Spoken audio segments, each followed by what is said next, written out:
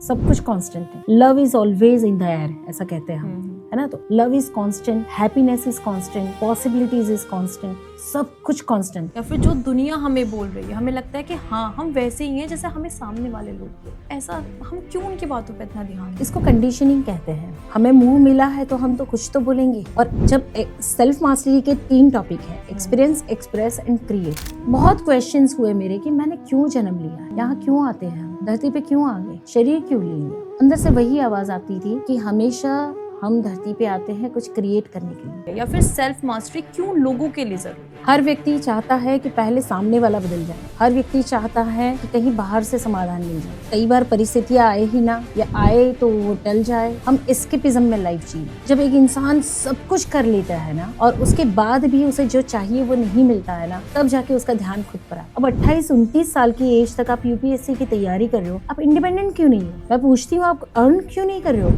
आप कुछ नौकरी क्यों नहीं कर रहे हो? गवर्नमेंट जॉब चाहिए। हम सब अपनी लाइफ में पीस, हैप्पीनेस और सक्सेस को ढूंढते हैं, लेकिन क्या एक सवाल है कि क्या जब हम खुद को नहीं जानते, जब हम खुद को नहीं समझते, तो क्या हम लाइफ को समझ पाएंगे। कई बार हम सिचुएशन से नहीं, सिर्फ अपने थॉट से, इमोशन से और अनकॉन्शियस पैटर्न से लड़ रहे होते हैं, स्ट्रगल कर रहे होते हैं। इसीलिए शायद बोला जाता है कि ज़िंदगी को जीतना दूसरों को हराना नहीं, बल्कि खुद को जीत लेना, खुद को समझना होता है। तो आज हम बात करेंगे सेल्फ मास्टरी के बारे में, इमोशंस के बारे में और लाइफ के स्ट्रगल्स के बारे में। आज हमारे साथ हमारी फेवरेट गेस्ट हैं पायल शाह मैम। तो मैम, आपको कैसा लग रहा है आज और डीप डिस्कशन करके? हाय अंशिका, और literally I am feeling excellent, क्योंकि ये मेरा लाइफ मिशन है। सेल्फ मास्टरी का आइडिया मैंने जब पाया, जब मुझे पता चला कि मैं बाहर की दुनिया को कंट्रोल नहीं कर पा रही थी। मेरी अपनी ज़िंदगी ही इतनी नरक जैसी थी कि उससे बाहर कैसे निकलना, अपने आप को बचाना कैसे, अपना संसार कैसे बचाना, मैं नहीं जान रही थी। और सब कुछ छूट गया, इसमें सब कुछ छूट गया। पर मैंने खुद को चूज़ किया। चाहे कुछ चला जाए, चाहे कोई चला जाए, कुछ बचे ना बचे, आई चूज़ माई सेल्फ। और मैंने खुद को जब चुना ना, तब पता चला कि खुद को जीतना क्यों ज़रूरी है। सो मैं किसी परिस्थिति को कंट्रोल नहीं कर सकती थी, ना मैं किसी का माइंडसेट चेंज कर सकती थी, और ना ही मैं बाहर की दुनिया में किसी भी आउटकम को, सुख या दुख को बदल सकती थी। वो सब कुछ आता जाता रहेगा। पर मैंने ये सीखा कि अगर मैंने खुद को चुन लिया ना, तो मुझे उस सिचुएशन से डील करने की ताकत मिल गई। और वहाँ से सेल्फ मास्टरी का जन्म हुआ। और तब से लेकर आज तक मैं सिर्फ यही सिखाती हूँ, सब कुछ आएगा और जाएगा, आप परमानेंट हैं, आप सनातन हैं, खुद को चुन लीजिए। सो ये मेरा मिशन बन गया। अगर हम सेल्फ मास्टरी की ही बात करें मैम, तो ये आपके दिमाग में कैसे थॉट आया कि अपने ऊपर काम करना सबसे ज़्यादा ज़रूरी है, या फिर सेल्फ मास्टरी क्यों लोगों के लिए ज़रूरी है? हर व्यक्ति चाहता है कि पहले सामने वाला बदल जाए। हर व्यक्ति चाहता है कि कहीं बाहर से समाधान मिल जाए, है ना। कई बार परिस्थितियाँ आए ही ना, या आए तो वो टल जाए। हम एस्केपिज्म में लाइफ जी रहे हैं। जब एक इंसान सब कुछ कर लेता है ना, और उसके बाद भी उसे जो चाहिए वो नहीं मिलता है ना, तब जाके उसका ध्यान खुद पर आता है। वो पहले खुद पर नहीं देखता है, वो सरेंडर करना नहीं जानता है। वो अपना सारा बल लगाएगा, क्योंकि ये अहंकार है, ईगो है। हमें लगता है हम सब कुछ कर रहे हैं, हम सब कुछ कर सकते हैं। कई बार हम जिम्मेदारी भी नहीं लेते हैं, है ना, अपनी परिस्थितियों की, अपने सुख दुख की जिम्मेदारी भी नहीं लेती। मैंने भी वो सब किया। हमेशा सोचा दूसरे की वजह से मैं परेशान हूँ, दूसरे की वजह से मैं दुखी हूँ, मेरी ज़िंदगी में जो चीज़ें चल नहीं रही है, काम नहीं हो रहा है, मैं कुछ कर नहीं पा रही हूँ, रिश्ते मेरे ठीक नहीं है, मुझे वो रिस्पेक्ट नहीं मिल रही, वो सब दूसरे की वजह से है। मैंने ब्लेम दे के भी देख लिया, चीज़ों को बदलने की कोशिश भी कर ली, पैसा कमाने की बहुत कोशिश की, अपना सेल्फ वर्थ, अपना वजूद खोजने की भी बहुत कोशिश की, पर बाहर की दुनिया से मुझे कुछ नहीं मिला। और जब मेरी नज़र खुद पर चली गई कि अब मेरे हाथ में कुछ है ही नहीं, है ना, मैं एक पत्ता नहीं तोड़ सकती हूँ, तो मुझे पता चला कि अपनी नश्वरता क्या है। यार, मेरा कोई वजूद ही नहीं है, मैं कुछ नहीं कर सकती हूँ। उसके बाद मैंने सरेंडर कर दिया कि ईश्वर तेरी मर्जी क्या है। अब ये सरेंडर में अंतर था। पहले मैंने सारे प्रयास कर दिए और कुछ नहीं बदला, तब मैंने सरेंडर किया। जबकि ये संसार, ये दुनिया, मेजर लोग कैसे जीते हैं, कुछ करते ही नहीं है, कोई प्रयास नहीं करते हैं, पहले ही सरेंडर करते हैं कि ईश्वर अब तू जाने, तेरी मर्जी है। उनकी ज़िंदगी में कुछ नहीं बदलता, पर मेरी ज़िंदगी में सब कुछ बदल गया। क्यों? क्योंकि पुरुषार्थ मैंने सारा कर लिया, प्रयास मैंने सारे की, फिर मैंने सरेंडर किया कि कुछ गलती हो रही है, वरना इतने प्रयास के बाद तो फाइनेंस इंप्रूव हो जाना चाहिए था। हाँ, कुछ तो चेंजेस होने चाहिए थे, रिश्ते बदलने चाहिए थे, सुख दुख बैलेंस हो जाने चाहिए थे। हाँ। कुछ नहीं बदला। तब सरेंडर किया, तब पता चला कि मैं गलत जगह पे एफर्ट डाल रही थी। एफर्ट मुझे खुद के ऊपर डालने थे। जब मैंने अपने ऊपर मैंने जब खुद के ऊपर काम करना शुरू किया ना, तो थोड़े ही समय में चीज़ें बहुत आराम से, आसानी से बदलनी शुरू हो गई। क्योंकि जो खोया है जहाँ पे, उसे खोजना भी वहीं पड़ेगा। मेरी शांति खोई थी, मेरी अपनी खुशी खोई थी, मेरा अपना वजूद खोया था। मुझे कहाँ मिलता वो? बाहर की इस दुनिया में तो कहीं नहीं मिलता, इस भीड़ में तो कहीं नहीं मिलता। जो मेरे अंदर खोया है, मुझे अंदर ही खोजना पड़ेगा। एंड देन ये आइडिया मुझे आया कि ये सेल्फ मास्टरी है। बहुत क्वेश्चंस हुए मेरे कि मैंने क्यों जन्म लिया है, यहाँ क्यों आते हैं हम, धरती पे क्यों आ गए, शरीर क्यों ले लिया। अंदर से वही आवाज़ आती थी कि हमेशा हम धरती पे आते हैं कुछ क्रिएट करने के लिए। क्रिएट कैसे होगा? तो कि जो भी आप एक्सपीरियंस करोगे। अब एक्सपीरियंस कैसे हैं? तो कि दुख है, बहुत दुख है, बहुत तकलीफ़ है, पैसे कमाने में भी बहुत तकलीफ़ है, आपको कुछ आता नहीं है, I am not worthy, I am not good enough.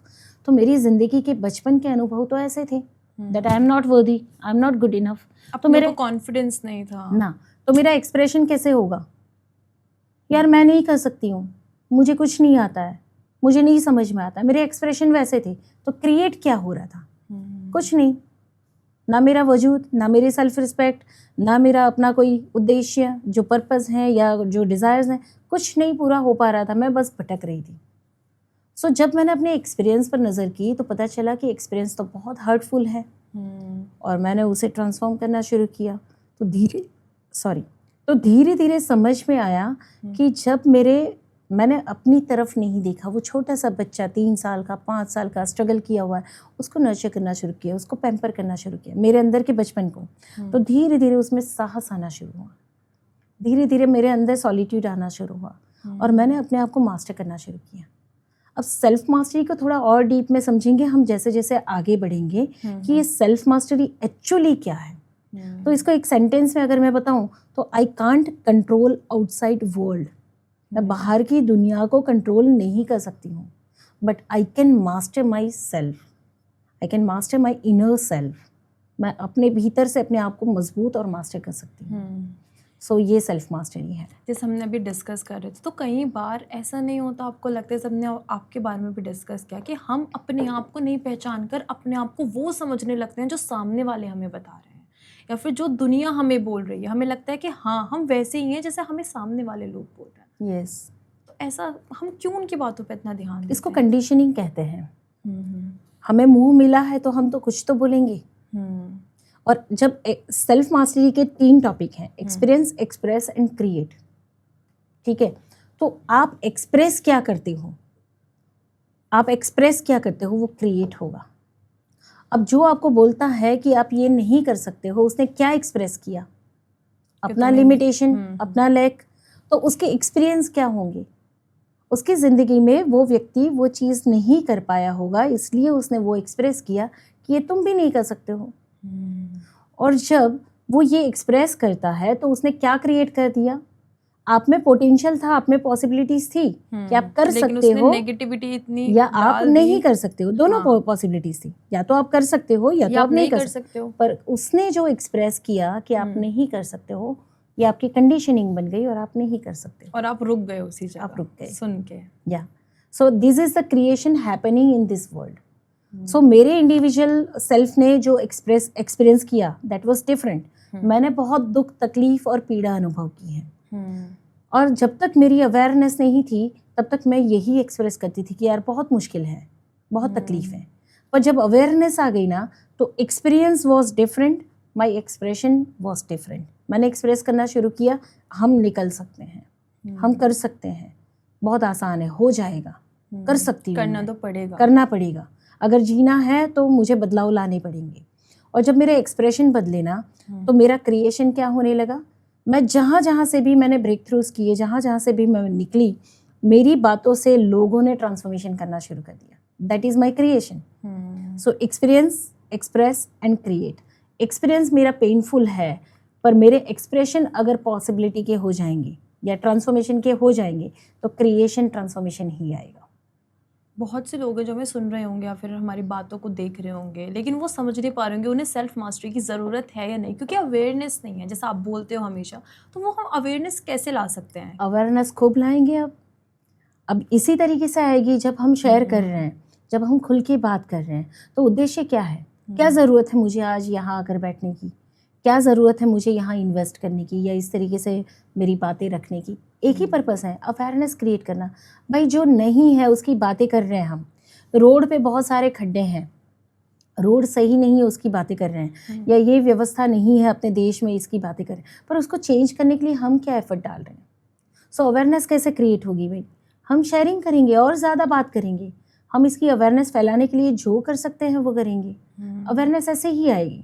आज आप सुन रहे हो, जो पॉइंट्स आपको लगते हैं कि ये होना चाहिए, जितनी अवेयरनेस आपको आएगी उतनी आप दूसरों को दे पाएंगे। तो अवेयरनेस ऐसे ही बढ़ेगी। सिर्फ कंप्लेन करने से अवेयरनेस नहीं बढ़ती है या कमियां देखने से अवेयरनेस नहीं बढ़ती है। मैं बैठ के बोलती रहूं कि ये हमें नहीं मिला, ये हमें नहीं मिला, बचपन में हमारे पेरेंट्स ने हमें ऐसे ट्रीट नहीं किया, या ये एजुकेशन हमें नहीं मिला, उसकी जगह मैं ये देख सकती हूँ कि मेरा जीवन है, 2 पैर सही सलामत है, ज़बान सही सलामत है, हाथ सही सलामत है, मैं कर सकती हूँ, मुझे फ्रीडम है। आज मैं कितना और क्रिएट कर सकती हूँ। मैं पूरा मंथ, सुबह से शाम तक का एक दिन जो मेरा होता है, पूरे महीने के 30 दिन है, इस 30 दिन में मैं कितने लोगों को और टच कर सकती हूँ। भाई मेरी ज़िंदगी बदल सकती है तो आपकी भी बदल सकती है। बिल्कुल सही है ना। बस एक स्टेप लेने की या जरूरत है। अवेयरनेस ऐसे क्रिएट होने वाली है। बहुत से लोगों को पता है कि उनके साथ गलत हो रहा है, वो एक स्टेप लेना भी चाहते हैं लेकिन वो फिर से वापस आ जाते हैं। तो वो एक स्टेप लेने के लिए उनको हम कैसे मतलब मोटिवेट करें, कैसे लें? मनोबल मजबूत नहीं होता है। अभी इन दिनों में जब हम रिट्रीट और वर्कशॉप ऑर्गेनाइज करते हैं ना, तो हमने भी ये फेस किया कि आना तो चाहते हैं लोग, निकलना भी चाहते हैं, पर डरते हैं। कई लोगों के अंदर वो करेज नहीं है कि घर वालों को मना पाए, कई लोगों में वो करेज नहीं है कि अकेले ट्रेन में या फ्लाइट में ट्रैवल कर पाएँ, कई लोगों को फियर्स हैं, उनमें खुद में कॉन्फिडेंस नहीं है। तो हम क्या करते हैं, वर्कशॉप ऑर्गेनाइज कर दिया, पर्सनली लोगों से बात करते हैं और उनके कंसर्न जानते हैं। हम पूछते हैं क्या 1% भी आपको इच्छा है कि आप वर्कशॉप अटेंड करो या आप रिट्रीट में आओ। और वो कहता है 1% क्या मैम, मुझे 100% आना है, बट मेरे फियर बहुत बड़े हैं, मैं घर से कैसे निकलूँ, पैसा कैसे होगा। और हम ब्रेक थ्रूज कराते हैं, हम उनको सपोर्ट करते हैं। किस लेवल का आपको सपोर्ट चाहिए, आपकी ट्रेन की बुकिंग करवाते हैं, आपको एंड मोमेंट तक का साथ देते हैं। कभी आधी रात को ज़रूरत पड़े तो कॉल कर लो, किसी भी तरीके से पर आप इनिशिएट करो, आप एक्शन लो। और जब हम इस तरीके का सपोर्ट प्रोवाइड करते हैं ना, तो मेजर फीमेल्स हम तक आ पाती हैं। सो हम हमेशा रिट्रीट जब ऑर्गेनाइज करते हैं तो हिमाचल प्रदेश में करते हैं।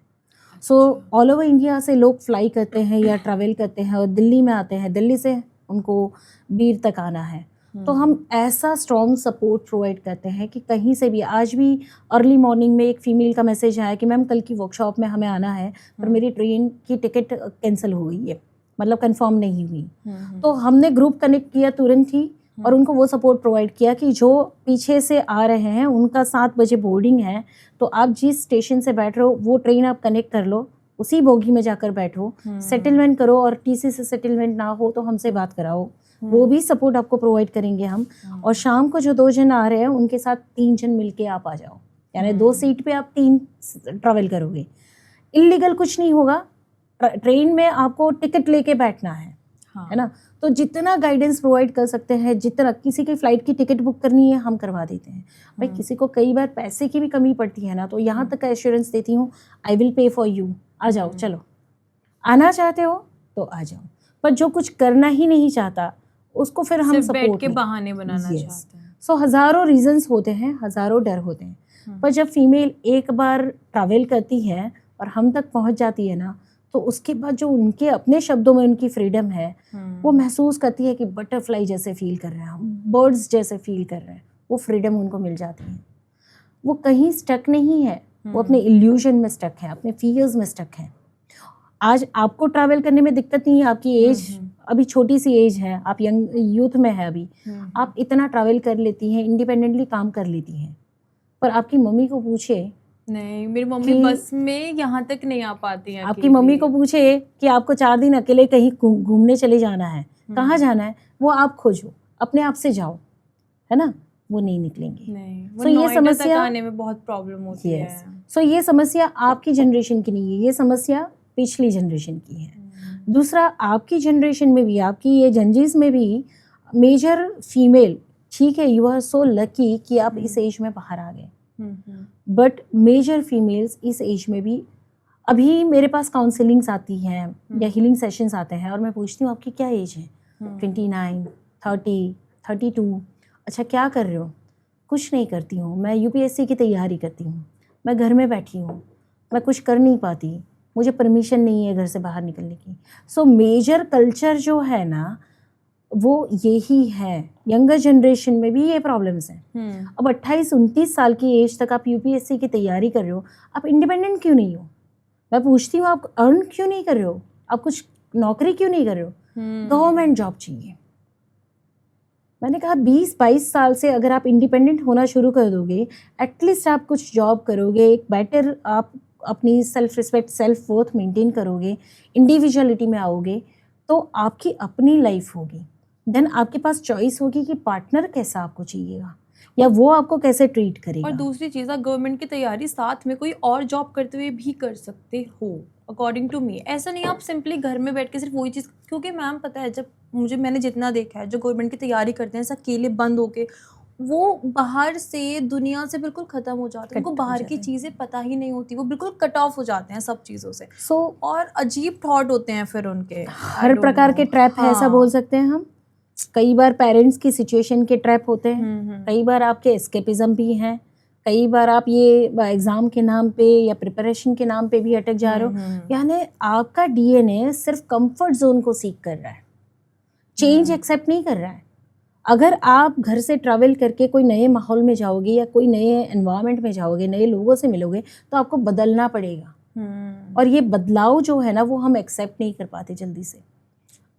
सो फियर और कोई नहीं होता है। फियर सिर्फ चेंज को एडप्ट ना कर पाने की जो आपकी क्वालिटी है वो है। एडप्ट नहीं कर पाते हो आप नया कुछ भी, फ्लेक्सिबिलिटी मिस हो जाती है। और ये एक्चुअली हमारा डीएनए है। कुछ नया एक्सपीरियंस ना करना, ये एक्चुअली हमारा डीएनए है और इसकी वजह से लिमिटेड रह जाते हैं। जैसे कि आपके पास इतने सारे वुमेन्स आती है हीलिंग की वर्कशॉप्स पर या रिट्रीट पर, तो आपको क्या लगता है सबसे बड़ी जो वो मतलब हील करना चाहती है वो कौन सी प्रॉब्लम से करना चाहती है? एक्चुअली सबकी डिज़ायर्स बहुत हैं, सबके सपने बहुत हैं, सबको आज़ादी चाहिए। हर जीव की मैं बात करूँ ना, एक चींटी को भी आप ऑब्जर्व करोगे ना, तो चींटी का रास्ता रोको तो वो क्या करेगी, यहाँ से रोकोगे तो यहाँ से जाने की कोशिश करेगी। तो हर एक को अपनी फ्रीडम चाहिए, है ना। फीमेल कहाँ बंधी हुई है, उसको भी फ्रीडम तो चाहिए, पर वो कहाँ बंधी हुई है, अपने ही मेंटल जाल में, इल्यूजन्स में। कभी डिवोशन के नाम पर, कभी परिवार के नाम पर, कभी बच्चे के नाम पर, कभी किसी चीज़ से, कभी किसी चीज़ से वो बंधी हुई है। तो जितनी भी फीमेल्स आती हैं ना, मेजर फीमेल फ्रीडम खोजती हैं। सबको सुकून चाहिए, सबको शांति चाहिए, सबको फ्रीडम चाहिए और सबको प्यार चाहिए। इसके अलावा और कुछ है तो बताओ मुझे। नहीं, ये 4 ही चीज़ है ना, सुकून, शांति, फ्रीडम, प्रेम, है ना। और ये सब आपको कब मिलेगा पता है? जब आपकी ज़िंदगी में प्रॉस्पेरिटी होगी। पैसा नहीं है ना तो आपकी ज़िंदगी में कुछ नहीं है, याद रखो। हम ये नहीं कहते हैं कि आप मनी माइंडेड हो जाओ, लालची हो जाओ, पर इस धरती पे आए हो तो कोई एक चीज़ तो मुझे बताओ कि जो आपको फ्री में मिल रही हो। और जो चीज़ आपको फ्री में मिल रही है ना, याद रखना, you will be the product. आप अगर मुझे कुछ फ्री में दे रहे हो तो आप उसके पीछे आपका मोटिव क्या होता है? अपना फायदा, कुछ आपका कोई ना कोई तो बेनिफिट होगा ना। आप मुझसे कुछ अर्न करना चाहेंगे या मुझसे कुछ नाम कमाना चाहेंगे, किसी भी तरीके से आपको मुझसे कुछ फ़ायदा हो रहा है तो आप मुझे फ्री में कुछ भी देंगे। तो इस धरती पे आपको फ्री में कुछ नहीं मिलता है। और जहाँ भी आप फ्री लेने जाते हो ना, you will be the product. तो कई बार लोगों को लगता है कि मुझे फ्री में मिले, ठीक है, चल जाता है अपना तो जीवन, पर आप हमेशा अपने आप को इग्नोर करके प्रोडक्ट बन के बैठ जाते हो, राइट। सो वहाँ से आपका उद्धार नहीं होता है। तो ना कभी आपको सुख, सम्मान, सुकून, शांति, प्रेम, ये सब चीज़ें नहीं मिल सकती हैं। तो सभी जीव को यही चाहिए, हर फीमेल को यही चाहिए, पर उसके लिए उसके पास जो स्किल है, जो क्रिएटिविटी है, अगर वो एक्टिवेट नहीं करोगे और आप इस ज़िंदगी को ऐसे ही खाली जाने दोगे, बरसों आपके बीत जाते हैं ओवर थिंकिंग करते हुए, बरसों आपके निकल जाते हैं फियर्स में, बरसों आपके निकल जाते हैं लिमिटेशंस में, और लास्ट में क्या रह जाता है? अफसोस कि मैं ये नहीं कर पाई, Yes. शायद मुझे स्टेप ले लेना चाहिए था। सो मेजर प्रॉब्लम क्या है कि आपको सुकून, शांति, सुख, प्रेम सब कुछ पैसा होगा तो ही मिलेगा। और जब मैं ये बोलती हूँ ना कि पैसा होगा, तो कितने लोग जज कर लेंगे कि ये लालची हैं। मनी के साथ हमारी कंडीशनिंग बहुत बुरे तरीके से हुई है। किसको तो पैसा चाहिए, पैसा चाहिए, पैसे की ही बात करते हैं। जो ये बोलता है ना, उसको भी पैसा चाहिए। ऐसा कोई नहीं है इस दुनिया में जिसको पैसा नहीं चाहिए।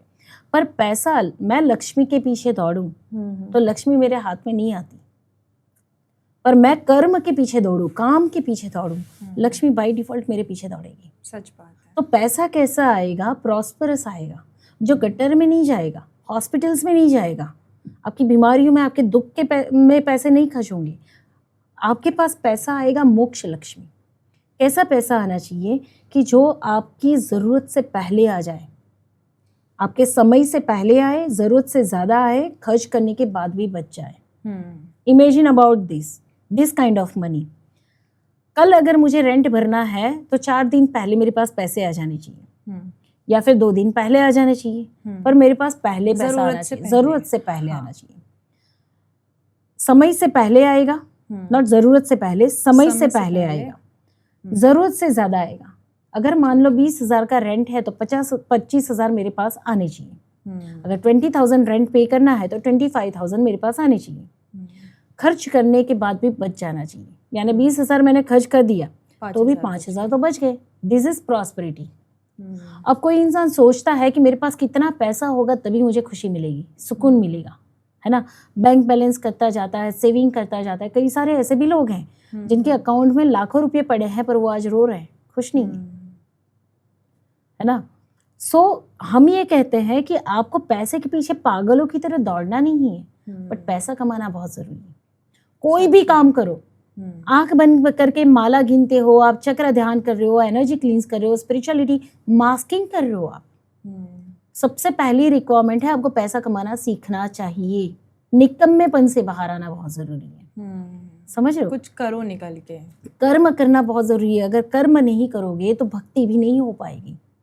जबकि हमारी कंडीशनिंग कैसी हो चुकी है कि हमें एक्नॉलेजमेंट नहीं मिल रहा है, रिकॉग्निशन नहीं मिल रहा है, फैमिली में वैल्यूज़ नहीं मिल रही है। और अगर स्पिरिचुअलिटी का मास्क ओढ़ लेते हैं, हम मेडिटेशन कर रहे हैं, मंत्र जाप कर रहे हैं, मंदिर जा रहे हैं, तो एटलीस्ट लोग क्या बोलेंगे, समाज क्या बोलेगा, बड़ी धार्मिक है। भले उसके जीवन में दुख बड़ा है ना, पैसे की कमी है, पर धार्मिक है, भगवान को भक्ति भाव में बहुत है। तो इन चीज़ों से क्या हो रहा है, आप कर्म टाल रहे हो और भगवान के नाम पे आप बैठे हो। जबकि आपको कर्म करना, किसी भी प्रकार का कर्म करना सीखना होगा, किसी भी प्रकार का कर्म, चाहे आप छोटे से छोटा भी काम कर लो, लेकिन स्वमान और स्वाभिमान के साथ जीवन जी सकते हो, है ना। तो ये मिस हो जाता है और इस वजह से मेजर लाइफ जो पोटेंशियल है वो बाहर ही नहीं आ पाता है।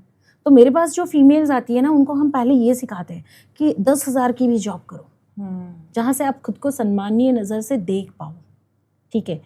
दूसरा, आपके अंदर कोई ना कोई ऐसी खूबी है, क्वालिटीज़ हैं जो आप संसार को शेयर करो, समाज को दो।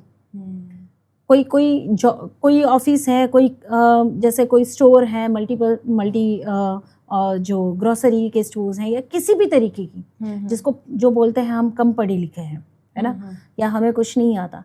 आप कोई ऐसी जॉब करो कि जहाँ नर्चरिंग की ज़रूरत हो।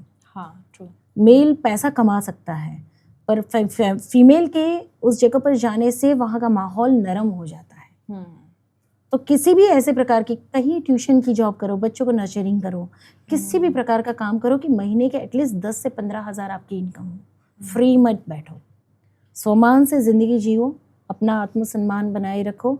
और जब आप इंडिपेंडेंट होते हैं, सेल्फ रिस्पेक्ट मेंटेन करते हैं, तो दूसरे भी आपको उसी नज़र से देखते हैं।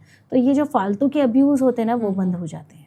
जैसे अभी हम बात कर रहे थे, एक वुमेन को क्या चाहिए, क्यों आती हैं वो, मतलब हीलिंग के पर्पस से या फिर रिट्रीट्स में, तो आपने मुझे काफ़ी सारे मतलब पर्सपेक्टिव्स दिए, बताई चीज़ें, तो उसमें से एक फ्रीडम भी थी।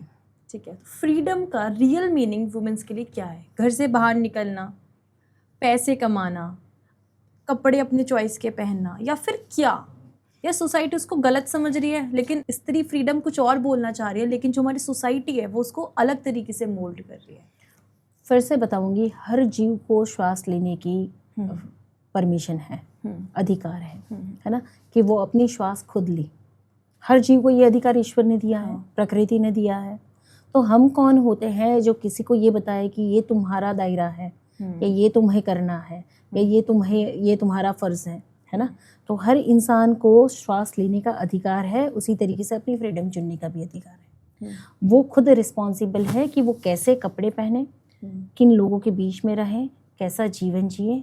मेरा काम क्या है कि कोई व्यक्ति कैसे भी रहना चाहता है, उसे उसके अधिकार में रहने देना होगा।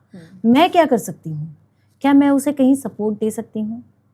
अगर कहीं दुखी हो, मेरे पास खाना है, मैं खाना दे सकती हूँ। मेरे पास प्रेम है, मैं प्रेम दे सकती हूँ। अगर उसे कोई मदद की ज़रूरत हो तो मैं वो हाथ दे सकती हूँ। पर उसे कुछ नहीं चाहिए तो मुझे उसके लेवल पे उसे रहने देना होगा। ठीक है, हो सकता है मेरे पास ज्ञान हो तो मैं उससे वो शेयर कर सकती हूँ। कहीं उसको उसकी ज़रूरत पड़ जाए तो वो खुद से बोलेगी कि हाँ, आपकी बात सही लग रही है मुझे और मुझे आना है आपके पास, तब उसको हाथ दे के खींच लेते हैं हम। पर तब तक मुझे उससे अपनी फ्रीडम में रहने देना पड़ेगा। I can't change outside world, I can change my inside world. मैं अपनी अंदर की ऊर्जा को और अपने भीतर की अवस्था को बदल सकती हूँ। तो मेरे हाथ में कोई सत्ता नहीं है कि मैं बाहर से किसी की फ्रीडम पे रोक लगाऊं। ठीक है, तो इसका एग्जाम्पल मैं अपने परिवार से बताऊंगी। जैन फैमिली में मैं बड़ी हुई, तो हमारे में ना मूर्ति पूजा होती है। तो जिस घर में मेरी शादी हुई वहाँ पे रेगुलर मॉर्निंग में उठकर सीधा मंदिर जाना है और पूजा करनी है। मैं भी करती थी बहुत सालों तक, ये प्लीजिंग एटीट्यूड मेरा भी था। पर जैसे जैसे मैंने मेडिटेशन शुरू किया ना, तो मेरे अंदर से बहुत स्ट्रांगली आने लगा कि ये रोज़ एक एक चीज़ें क्यों करनी है, रोज़ भगवान को तुझे ये टीले क्यों लगाने, ये रोज़ पूजा क्यों करनी है। मुझे वो वर्थलेस फील होने लगा। तो मैं मंदिर में जाकर मूर्ति के सामने खड़ी होती और अंदर से सवाल आता, तुझ में और मुझ में कोई अंतर है क्या? तो तू मुझसे रोज़ अपनी पूजा क्यों करवाता है? तो सामने से कोई जवाब नहीं आता। धीरे धीरे धीरे मेडिटेशन में और गहरी जाने लगी मैं। मुझे बाहर से फील हो रहा था कि जो चीज़ अंदर से करने की ज़रूरत है, अंदर उस परमात्मा की पूजा करने की ज़रूरत है, वहाँ कोई बदलाव नहीं ला रहे। वो रिस्पेक्ट हम अंदर नहीं दे रहे, और हम रोज़ मंदिर में जाकर वो श्रृंगार कर रहे हैं, मूर्ति पूजा कर रहे हैं, मंत्र जाप कर रहे हैं, पर आपके व्यवहार में कुछ नहीं बदल रहा है। 5 साल हो गए, 10 साल हो गए, मैं आपको वैसा का वैसा देख रही हूँ, और कोई इंसान पीड़ित हो रहा है, उसके प्रति आपको करुणा नहीं आ रही है। मेरी भावनाओं की आपको कदर नहीं हो रही है, और आप कौन से धर्म और कौन से ईश्वर और कौन सी मूर्ति पूजा के पीछे पड़े हुए हो। वहाँ से मेरा बिल्कुल ही रिबेल फॉर्म आया। मैंने कहा आपको करनी है तो करो, ये आपकी फ्रीडम है कि आप मूर्ति की पूजा करके ही अपने आप को परमात्मा स्वरूप जानना चाहते हो, तो ये आपका रास्ता है। पर ये मेरी फ्रीडम है कि मैं अपनी आत्मा का उद्धार अगर करना चाहूँ तो मैं ध्यान की अवस्था में जाकर करूँगी। आत्मा आपकी है, आपको लगता है मूर्ति पूजा करके आपकी आत्मा की मुक्ति होगी, तो ये आपकी चॉइस। पर मेरी आत्मा की मुक्ति तो मुझे ध्यान करके ही महसूस हो रही है, तो मैं वो करूँगी। जब मैंने ये चुनना शुरू किया तो मेरे ऊपर जो आया, अत्याचार भी आए, एलिगेशंस भी आए, तकलीफ़ें भी आई, और उनका पोजेशन आया मुझ पर कि इसका मतलब मैं नास्तिक हूँ और तुझे ये करना ही पड़ेगा। पूरे समाज के बीच में मुझे पोर्ट्रेट किया गया कि ये नास्तिक है, ये बदतमीज़ हैं, ये हमारी तरह पूजा नहीं करती हैं, और ये हमारे समाज में और परिवार में रहने के लायक नहीं है। और धीरे धीरे धीरे वो मेरी छवि ही ऐसी बन गई कि मैं उनके लायक नहीं हूँ। और वहाँ से फाइनली क्या कंक्लूजन आया कि मैं सेपरेट हुई। बिल्कुल ह्यूमिलिएट होकर मुझे सेपरेट किया गया है, कोई सम्मान के साथ नहीं, कोई कॉम्पनसेशन के साथ नहीं, मैं बिल्कुल ज़ीरो रिस्पेक्ट और ज़ीरो मनी के साथ सेपरेट हुई। 15 years I have spend in that family, being their daughter-in-law, someone's wife, someone's mother, but जब मैंने वो घर छोड़ा तो मैं ज़ीरो कंडीशन में निकली थी, बिल्कुल अपने 2 पैरों पे, अपने कपड़े लेकर, कोई किसी प्रकार का सपोर्ट नहीं, और किसी वहाँ से मैंने ये समझना शुरू किया कि ये संसार और ये समाज आपको नहीं समझता है, आपकी फ्रीडम की कोई वैल्यू नहीं है, क्योंकि ये समाज बहुत डरा हुआ है, ये समाज डर में जीवन जीता है। भगवान की पूजा भी डर से होती है, ठीक है। मेरी दादी सास थी, वो हमेशा कहती थी इस काल में तो किसी का मोक्ष नहीं होना है, इस काल में किसी को मुक्ति नहीं मिलनी है। तो इसका मतलब है कि आप जो पूजा कर रहे हो वो करते रहो, मंत्र चैंट कर रहे हो, आई रिस्पेक्ट यू। आपको लगता है कि मोक्ष नहीं मिलेगा, आई रिस्पेक्ट यू, बट मेरे अंदर से आवाज आती थी कि मैं तो मुक्त हूँ, मुझे कहाँ मुक्ति की जरूरत है।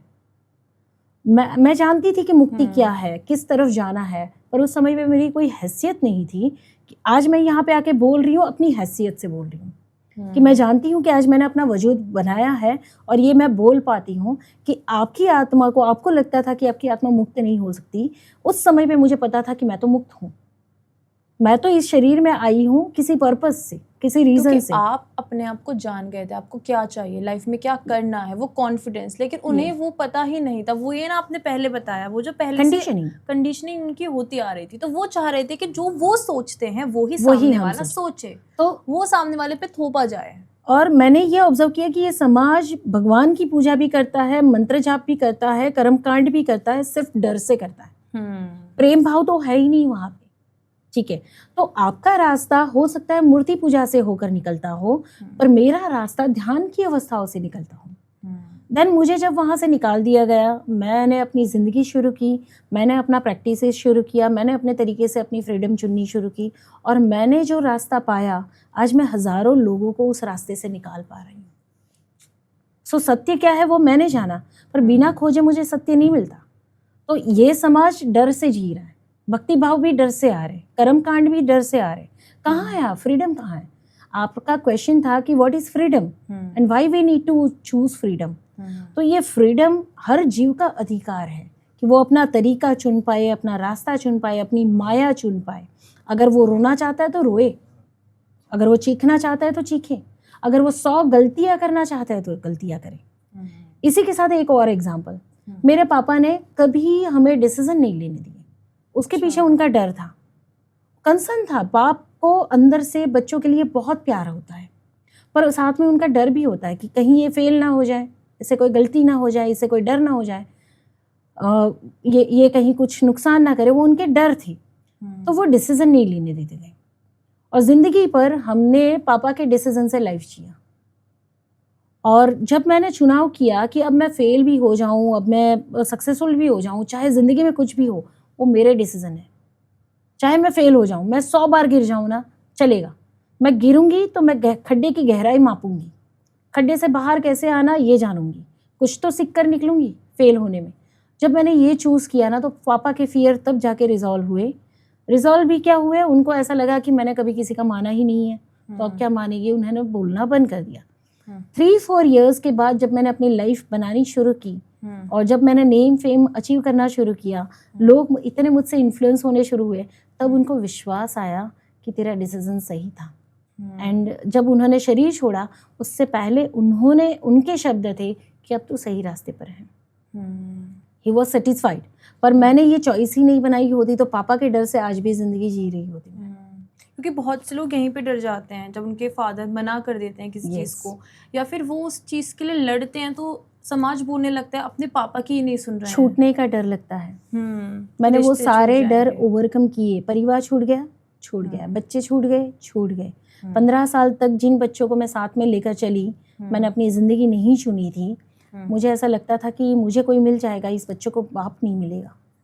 पर जैसे फाइनली जब मुझे वहाँ से निकलना पड़ा ना, तो बच्चे का डिसीजन था कि मैं पापा के पास रहूँगा।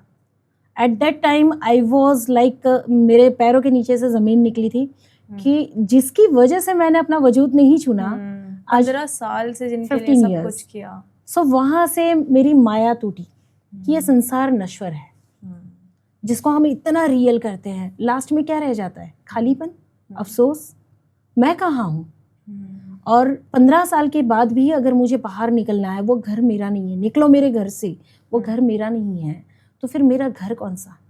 पापा का घर मेरा नहीं है, पति का घर मेरा नहीं है, मेरा घर कौन सा? आज तक मैंने अपना घर नहीं बनाया, आज तक मैंने अपना घर नहीं बनाया। ये पूरी धरती मेरा घर है और मैं चाहूँ वहाँ रह सकती हूँ। एक 4 दीवारी का घर बना के मुझे उसमें क्यों रहना है, जब ये पूरी धरती मेरा घर है। जब चाहूँ जहाँ चाहूँ मैं रह सकती हूँ। उतनी फ्रीडम है आज मेरे पास कि मैं कहीं भी जाके रह सकती हूँ। अभी भी रेंटेड घर में रहती हूँ। कई लोग कहते हैं कि हमें डिसीजन लेना है, हमें अपना घर चाहिए, हमें रेंटेड घर में नहीं जाना, हम इतने सालों से अपना घर बनाने की कोशिश कर रहे हैं। मैं ये कहती हूँ, जाओगे तब घर साथ में लेकर जाओगे। नहीं, घर की ज़रूरत है धूप ताप बारिश से आपको बचाए, ठीक है। रिश्तों की ज़रूरत है आपके सुख दुख में वो रिश्ते आपको संभालें, ठीक है। पैसों की ज़रूरत है आपकी सुविधाएं। अगर आज यहाँ बैठे हैं और एसी चल रहा है, या ये टेबल ये माइक है, तो ये सुविधाएं हैं, मटेरियल। अगर इन्हीं से बैर कर लोगे तो कैसे जियोगे। तो मेजर लोग डर से ना घर छोड़ पाते हैं। उनको लगता है कि अपना घर होना ही चाहिए, तो उसमें जॉब करके ज़िंदगी बिता देते हैं। रेंट के घर पे रहो, रेंट के घर पे रहो, हर साल घर बदल लो, नए घर में जाओ, अलग अलग घर का आनंद लो। घर तो वैसे भी खुद से होता है, अलग अलग घर का आनंद लो, है ना। मटेरियल जो आपको मिल रहा है आनंद से भोगो, उसको ग्रेटिट्यूड के साथ भोगो। जिंदगी को आगे बढ़ने दो किसी भी तरीके से। कहीं एक जगह रुकने की जगह जिंदगी को अपने तरीके से आगे बढ़ने दो। रेंट के घर में भी तो रह रहे हैं ना।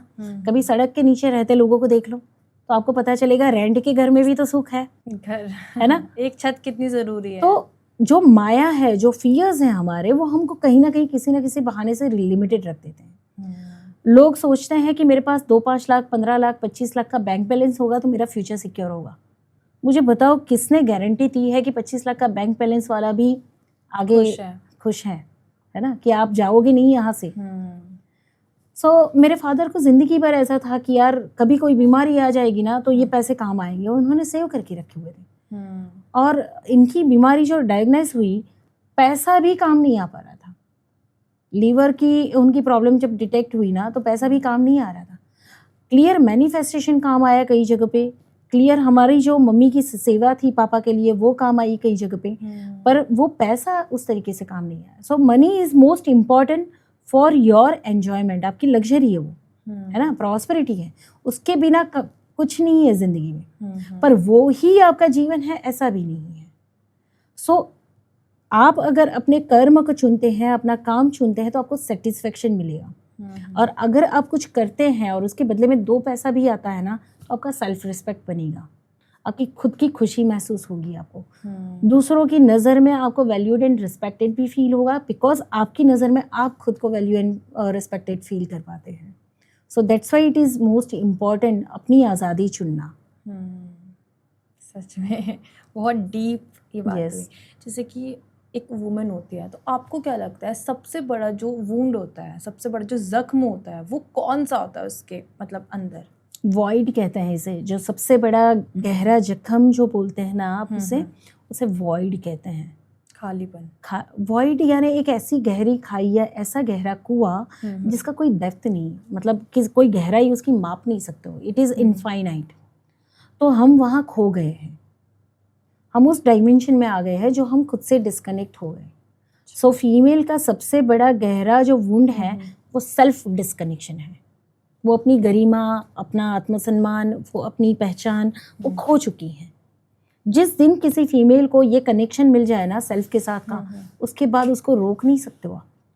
मुझे कोई रोक के दिखाओ। हाँ, मैं ये कहती हूँ कि प्रकृति के तत्वों के सामने मैं नतमस्तक हूँ, है ना। जो ये यूनिवर्सल फ्रिक्वेंसीज हैं उसके सामने मैं नतमस्तक हूँ। मैं एक पत्ता नहीं तोड़ सकती हूँ। मैं अपने कर्म के जो परिणाम आते हैं, यूनिवर्सल लॉज जो हैं, उसके सामने नतमस्तक हूँ। पर मैं अपने माइंड के सामने पहाड़ बन के खड़ी हूँ। मेरा एक विचार मुझे किसी चीज़ के लिए रोकता है तो मैं बोलती हूँ मुझे रोक के दिखा। मैं अपने विचारों से नहीं रुकती, अपने डर से नहीं रुकती। हाँ, बाहर की कुदरती परिस्थितियाँ मुझे कहीं रोक सकती हैं, मैं वहाँ सरेंडर हूँ। ऐसी कोई चीज़ नहीं है। तो फीमेल जिस दिन अपने इस स्वरूप को जान लेती है ना, वो अनस्टॉपेबल हो जाती है। तो उसका सबसे बड़ा जो वॉइड है वो है सेल्फ डिस्कनेक्शन। तो आपको क्या लगता है उनको ट्रांसफॉर्म होने की कितनी ज़रूरत है? 100% होना ही चाहिए।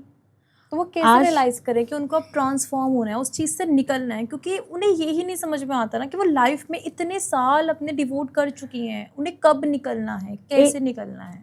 अंशिका, इसमें एक चीज़ और बताती हूँ, आज तक कितने ऐसे लोग आके गए होंगे जिन्होंने बहुत भाषण दिए होंगे, बहुत एक्सप्लेन किया होगा। ओशो की भी अगर बात करें तो उन्होंने कितना कुछ समझाया है, मेल के बारे में, फीमेल के बारे में, ईश्वर के बारे में, संसार के बारे में, मैनिपुलेशन, पॉलिटिक्स, हर विषय पे उन्होंने समझाया। हम सुनते भी हैं, हमें सुनकर अच्छा भी लगता है, पर मिस क्या हो जाता है? एक्शन। बैठे बैठे सुनते रहते हैं। अभी भी हम ये पॉडकास्ट शूट कर रहे हैं तो लोगों को सुनना अच्छा लगेगा। लोग मुझे 4 साल से सुनते आए हैं, they will listen to me. उनकी आत्मा अंदर से कहेगी मैम सच बोल रही है, बहुत अच्छा लगा। बहुत सारे कमेंट्स होंगे, आप मेरे वीडियो के नीचे देखेंगे ना तो बहुत सारे कमेंट्स होंगे, बहुत सारी ओवरवेलमिंग मैसेजेस होंगे कि लोग कहेंगे आपकी बात दिल को छू जाती है। बट कितने लोग एक्शन लेते हैं? और जब आप एक्शन नहीं लेते हो ना तो आपकी लाइफ में कोई बदलाव नहीं आता, कोई ट्रांसफॉर्मेशन नहीं आता है। तो सिर्फ सुनते रहना ट्रांसफॉर्मेशन नहीं है। और मान लीजिए मेरे एग्जाम्पल से भी मैंने अपनी यूट्यूब पे पूरी जर्नी शेयर की, अपनी लाइफ जर्नी शेयर की, और मैं अपनी किसी भी किताब में भी यही लिखती हूँ कि किस तरीके से मैं किस कंडीशन से निकली हूँ, आप सोच भी नहीं सकते हो। और वहाँ से यहाँ तक जो मैं पहुँची हूँ, अगर मैंने खुद को नहीं चुना होता और मैंने टाइम टू टाइम एक्शन नहीं लिए होते तो आप मेरा ट्रांसफॉर्मेशन नहीं देख पाते। सो मुझे आपको बदलने के लिए कोई लेक्चर की, कोई ज्ञान की, आपको ज़्यादा जानने की ज़रूरत नहीं है, आपको देखने की ज़रूरत है। अगर आप मेरा ट्रांसफॉर्मेशन देख पाते हो ना तो आपको तुरंत पता चलेगा, अरे मुझे भी ऐसा बनना है, मुझे भी ऐसा दिखना है, मुझे भी ऐसे ही रहना है। So it is visibility part. जब आप विजिबल होंगे ना ऑटोमेटिकली हज़ारों लोगों को बदल पाओगे।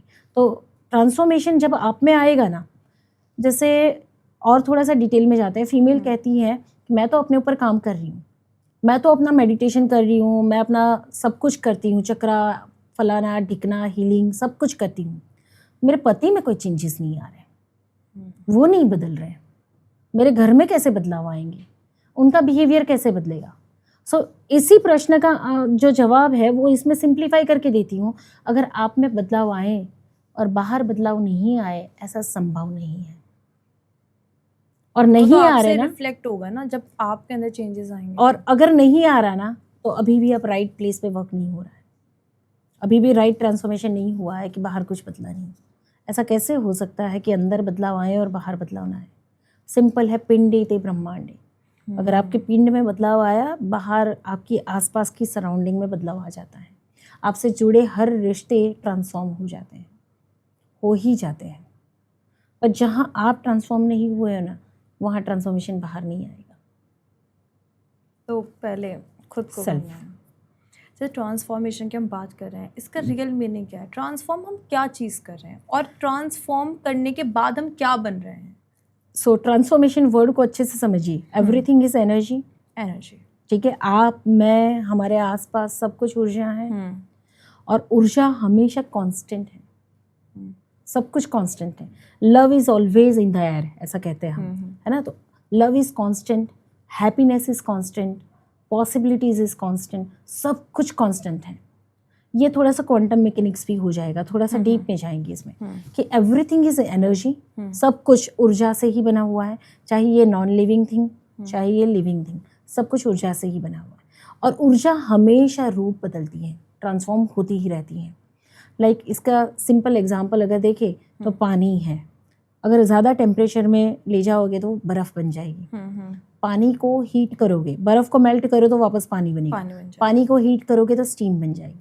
और ज़्यादा अगर हीट होता है तो वो वेपोराइज होकर ऊपर स्पेस एलिमेंट में चला जाता है, राइट। अच्छा, अगर बादल बन गए स्टीम के तो बरस के वापस पानी के फॉर्म में। सो इट इज़ सर्कल, है ना। Energy is circulation, motion. So सब कुछ ऊर्जा है जो रूप बदलती रहती है, ट्रांसफॉर्म होती रहती है। सो जब हम अपने ट्रांसफॉर्मेशन की बात करते हैं तो अब इसको इमोशन के साथ जोड़ते हैं। इमोशन क्या है? वाटर एलिमेंट, ठीक है। बचपन में कोई घटना घटी और आपको हर्ट फील हुआ। अब जब हर्ट फील हुआ ना तो साथ साथ में फियर भी फील हो गया। तो उस हर्ट को आपने पूरा एक्सपीरियंस नहीं किया, तो एक एनर्जी उठी हर्ट को फील करने के लिए। आपके अंदर से एक ऊर्जा उठी, एक इमोशन उठा, हर्ट को फील करने के लिए, पर डर के कारण आपने उसको सप्रेस कर दिया। अब चाहे तो चीखते, चाहे तो बोल लेते, चाहे तो गुस्सा कर लेते, किसी भी तरीके से रिएक्ट करते, वो रिएक्शन नहीं हुआ और वो अंदर बैठा पड़ा। अब जब वो बैठा रहा, समय के साथ धीरे धीरे धीरे वो जम गया नीचे, तो एक एनर्जी उठी जो एक्शन लेने के लिए उठी थी या एक्सपीरियंस करने के लिए उठी थी, वो प्रोसेस नहीं हुई, वो सेटल होकर बैठ गई नीचे। ठीक है, अब ये सालों तक आपके अंदर बरीड होकर आपके बॉडी में सेल्यूलर मेमोरीज में पड़ा हुआ है। आपका बॉडी का जो 75% पोर्शन है that is water element. Water आसपास की सारी मेमोरीज को एब्जॉर्ब करता है, कैच करता है। तो बचपन में हुई घटना आपके वाटर एलिमेंट में फ्लो करी और समय के साथ कहीं जाकर सेटल हो गई। डर लगा तो नर्वस सिस्टम में बैठ गया, गुस्सा आया तो हार्ट में जाके ग्रीफ बन के बैठ गया, या फिर एक्सट्रीम फियर फील हुआ तो घुटनों में जाके बैठ गया। कहीं ना कहीं पे जिस लेवल का एक्सपीरियंस था उस लेवल पे जाके बैठा। सो आपके पूरे बॉडी में कहीं ना कहीं पे मेमोरी स्टोर है, हज़ारों मेमोरी स्टोर है और वो प्रोसेस नहीं हुई, तो वो बर्फ़ की तरह जम कर बैठी हैं। अब उसको आप मेल्ट नहीं कर रहे हो और मेल्ट नहीं हो रही है, इस वजह से वो फ्लो भी नहीं हो रही है। ठीक है, तो व्हाट इज़ ट्रांसफॉर्मेशन इज़ कि जब आप उन इमोशंस को टच करते हो और उसको मेल्ट होने देते हो तो वो रूप बदलेगी। तो पहले लिक्विडाइज होगी वाटर एलिमेंट की तरह, तो इंसान को रोना आएगा, गुस्सा आएगा, एक्सप्रेशंस बाहर आएंगे जो बचपन में आने चाहिए थे वो नहीं आए, वो अभी आएंगे। देन वो चीखेगा, चिल्लाएगा, एक्ट करेगा, निकालेगा, कथारसिस होंगे, है ना। जैसे ही वो ट्रांसफॉर्म होगी वो ऊपर की तरफ उठ जाएगी। तो दिस इज कॉल्ड ट्रांसफॉर्मेशन। जो प्रैक्टिकल टास्क होता है कि हम रिट्रीट में या वर्कशॉप्स में कथारसिस करते हैं, ब्रीदिंग से सरफेस करते हैं मेमोरीज को, 5 एलिमेंट्स का यूज़ करते हैं जिससे ट्रॉमा रिलीज हो पाए, है ना। आपके शरीर के 5 तत्वों को एक्टिवेट करके उसमें से ट्रॉमा बाहर लाते हैं। तो इससे क्या होता है, परमानेंट फ्रीडम मिलती है, परमानेंट ट्रांसफॉर्मेशन। तो जब रियल ट्रांसफॉर्मेशन होता है ना तो आपकी सेल्यूलर मेमोरी से कुछ उड़ जाता है एंड आपको हल्का महसूस होता है।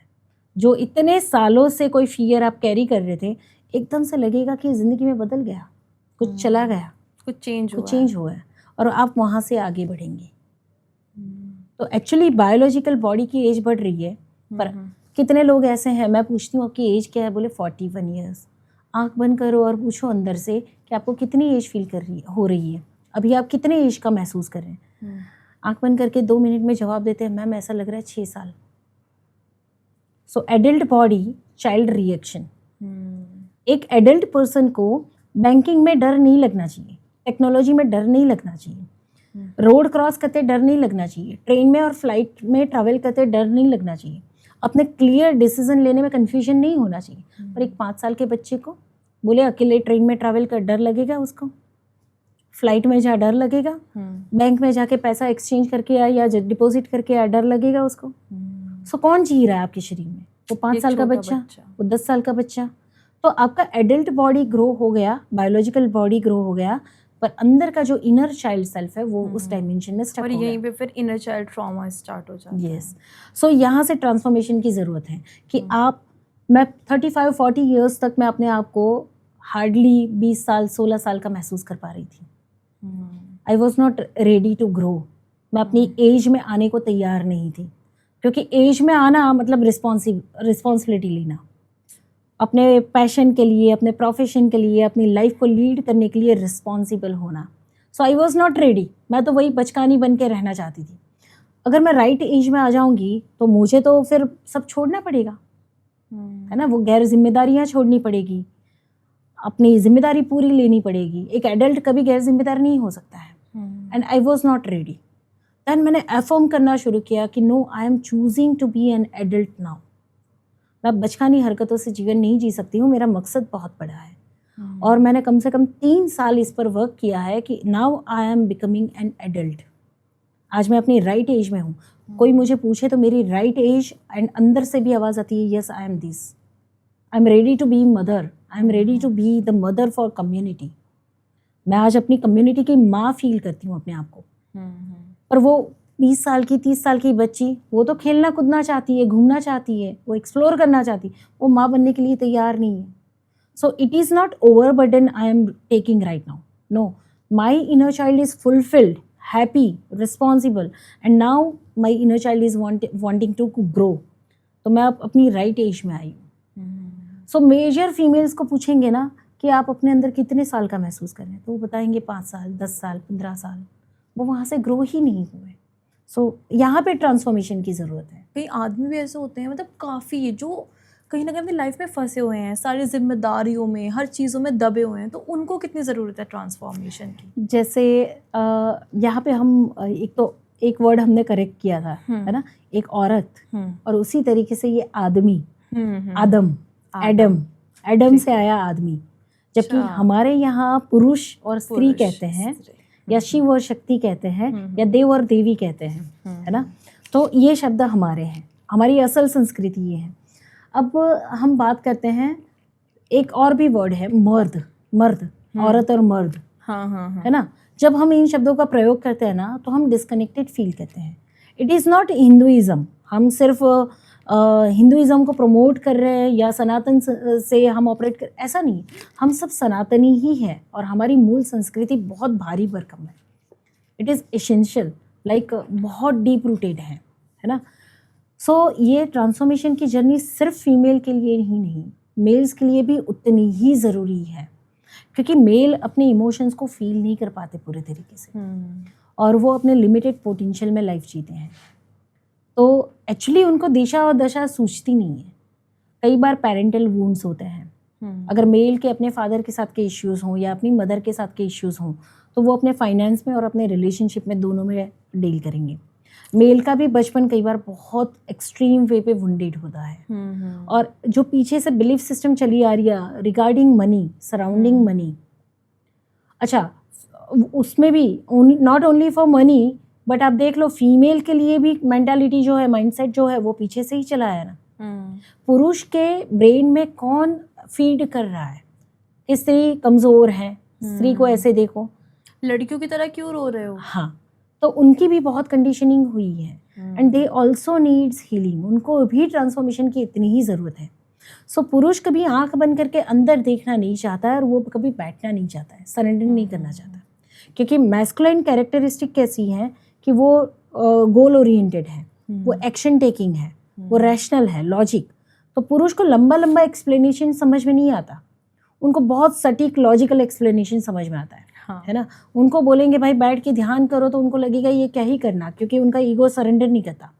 पर उनको ब्रीदिंग का इम्पोर्टेंस क्या है, और उसका एक एक्सपीरियंस अगर आप उनको करवा दिया जाए, तो उनको खुद समझ में आना शुरू हो जाएगा. कई सारे मेल हैं हमारी कम्युनिटी में जो रेगुलर ब्रीदिंग करते हैं. और कल रात की ही बात है, एक भाई हैं, पर्सन है, उनसे बात हुई कि वो वर्कशॉप में आना चाहते थे पर आ नहीं पा रहे हैं, किसी रीज़न से नहीं आ पाए हैं. तो उन्होंने शेयर किया कि मैम आपसे पर्सनली तो मिलना ही मिलना है. इसका रीज़न है कि एक बार आपसे ब्रीदिंग करना जो मैंने शुरू किया है, मेरे पास सब कुछ था पर मेरे पास ग्राउंडिंग और शांति नहीं थी. और क्या रीज़न है कि जिसकी वजह से मैं खोया रहता था, वो पता नहीं था मुझे. मैंने ब्रीदिंग सीखने के बाद मेरी जितने भी प्रश्न थे या जितनी भी चीज़ें थी, सारी सॉल्व हो गई. And now I feel I am independent. मेरा कोई भी प्रश्न आएगा, मैं खुद से अपनी श्वास से काम करके सॉल्व कर लेता हूँ.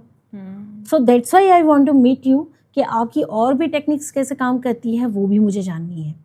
सो मेल के प्रश्न जो होते हैं ना, वो बहुत सीधे होते हैं. उनको लॉजिक के साथ का ग्राउंडेड आंसर मिल जाए तो वो इंडिपेंडेंट होकर अपने ऊपर काम करते हैं.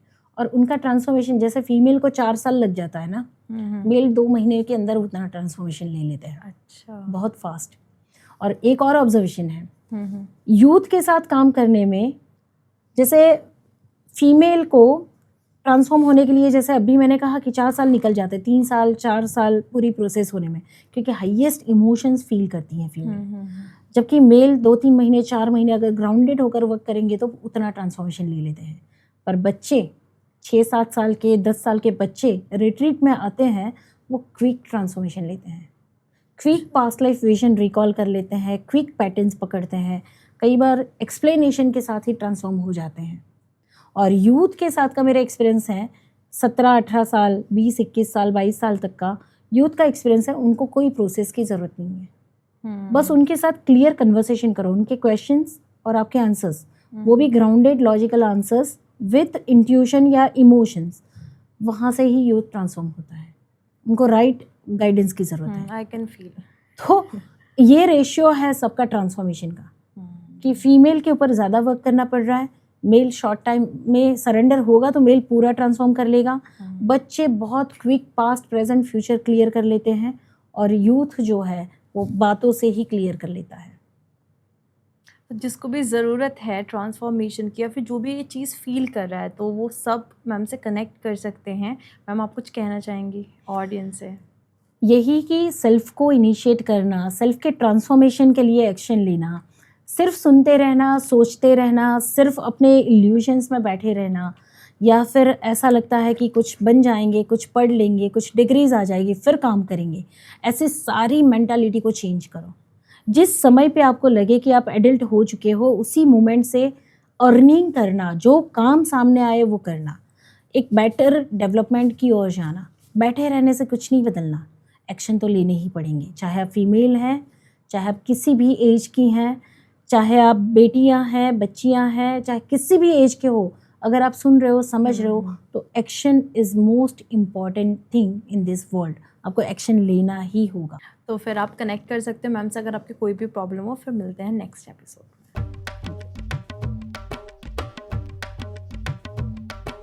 में। यस, ट्रांसफॉर्मेशन, औरत फ्रीडम, सॉरी, लेकिन कहीं आदमी भी ऐसे होते हैं ना। हर कोई बात नहीं, जैसे हम ये अब बात कर रहे थे कि औरत को चाहिए क्या, तो आप फिर से मुझे औरत, ठीक है।